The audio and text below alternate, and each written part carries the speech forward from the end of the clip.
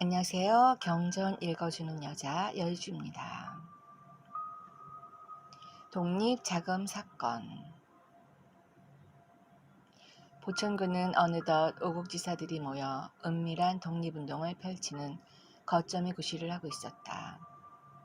이 같은 사실이 표면화된 대표적인 사건이 바로 거액의 독립자금 변출계획 사건이라 할 것이다.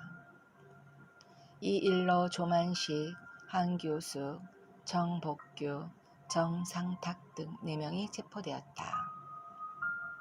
그들이 교주와 은밀히 상의하고 만주에 있는 민족운동 단체와 연락하여 30만 원이라는 거액의 독립자금을 변출하려다 발각된 것이다.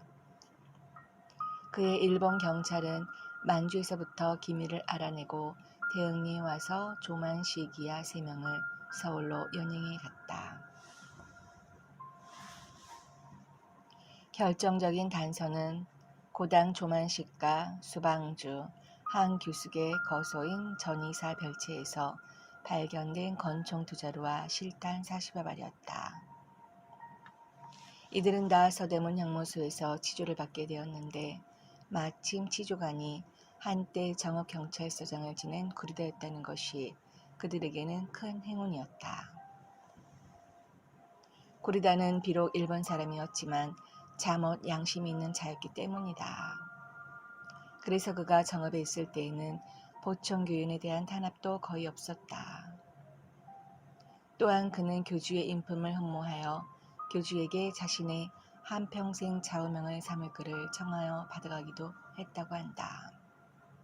그때 교주는 홍태근이라는 전문사 사저에게 대신 글씨를 쓰라 하고 아래와 같은 8자의 글을 지어 불러주었다는 사실이 전하고 있다. 덕무 이명, 과징 비시. 이를 대략 풀이하면 아래와 같은 말이 된다. 덕은 자신만이 알도록 힘쓰고 허물은 남도 알게 징계하라.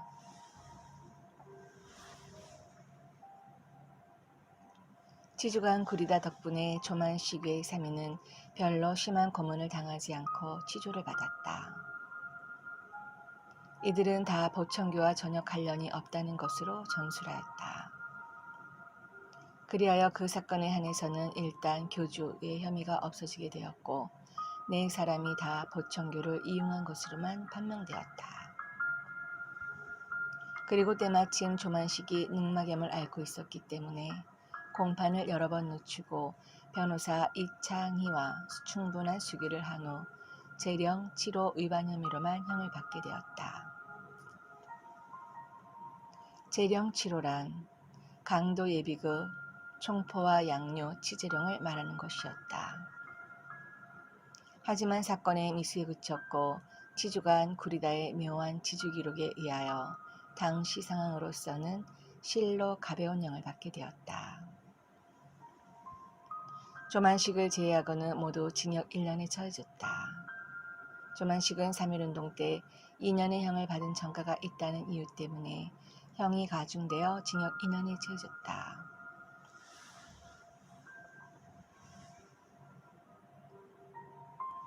당시 1926년 11월 14일자 동아일보에는 민족운동 자금으로 30만원 변출 계획이라는 제하의 이 사건을 크게 보도했고 피고 조만식 등을 이유한 것은 근래 보기 드문 일이라고 적었다.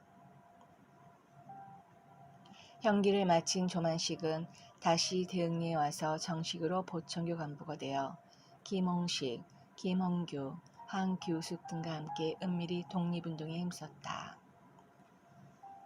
김홍식은 원래 고종황제를 가까이 모시던 육군 참이었는데 군대가 해산되고 나라가 망하자 보청교 운동에 참여한 것이다.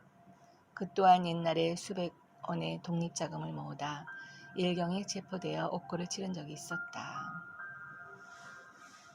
이 사건은 1921년 10월 30일자로 발행된 동아일보에 대강 보도되었는데 10만 원의 독립자금을 모으다 발각된 김홍규의 사건과는 하루 차이를 두고 있다. 조만식이 이러한 우국지사들과 함께 보청교 운동에 전력하자 정읍경찰서는 초비상사태에 돌입했고 이어 무고한 보청교인들에 대한 극심한 탄압이 시작되었다. 조만식은 자기의 활동으로 인하여 무고한 교인들에게 피해가 돌아가자 보청교의 최고 중책인 수 사장 자리를 내놓고 고향 평양부 강서로 돌아갔다. 조만식이 비록 교내의 직책을 벗었음에도 그를 통해 보청교인이 된 수십만의 평안도 사람들은 여전히 그의 말을 따라 처신하였다. 뿐만 아니라 그에 대한 일반인들의 신망도 대단하여 분쟁이나 송사도 법원에 가지 않고 그의 사랑방을 찾을 정도였다. 하여 그가 중재하면 모두가 원만하게 해결되었다. 이렇게 조만식이 백성의 구심점이 되자 경찰에서는 더욱 교 본소를 탄압하는 한편 교묘한 방법으로 평안도 교인들을 박해하였다. 이에 그는 자신으로 인해 보청교가 불이익을 당해서는 안 된다고 생각하고 잠시 야소교에 기하였다. 한데 이는 일본인들이 지극히 바라고 있던 바였다. 왜냐하면 그 서양 종교의 가르침이 사람들로 하여금 스스로 죄인이라는 의식에 빠지게 하고 원수를 사랑하라, 원수를 위해 항상 기도하라고 했기 때문이다. 대저 식민지 백성에게 그보다 더 좋은 가르침이 어디에 있겠는가 하여 일본은 이 땅을 병탄하고 정책적으로 저 방어들의 신앙을 장려했던 것이다. 그러나 조만식이 비록 그 서양 종교에 기했다지만 내심까지 그 알량한 교리를 쫓은 것은 아니었다.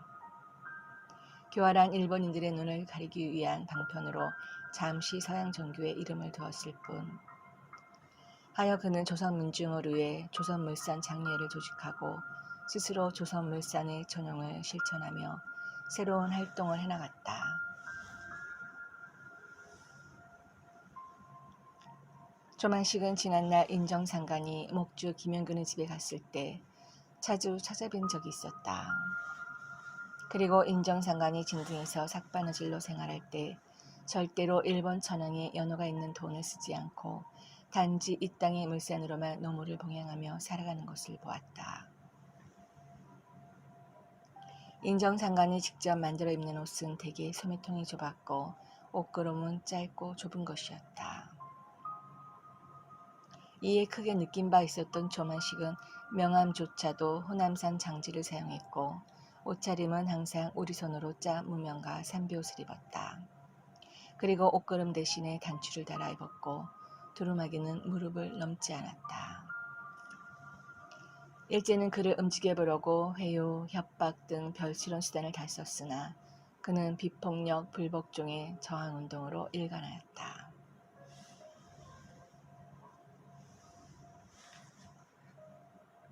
원래 그는 메이지대학 법학부를 졸업하고 한때 이승훈이 세운 오산학교에 있으면서 인재 양성에 힘쓴 적도 있었다. 그러나 3.1운동 후 보청교가 일어나자 아우 영과 함께 정읍으로 달려가 보청교 운동에 가담한 것이다. 그의 아우 조영 역시 베이지대학을 졸업하고 독립운동을 하다가 재령 위반 혐의로 수차 옥고를 치렀다는 사실이 전하고 있다.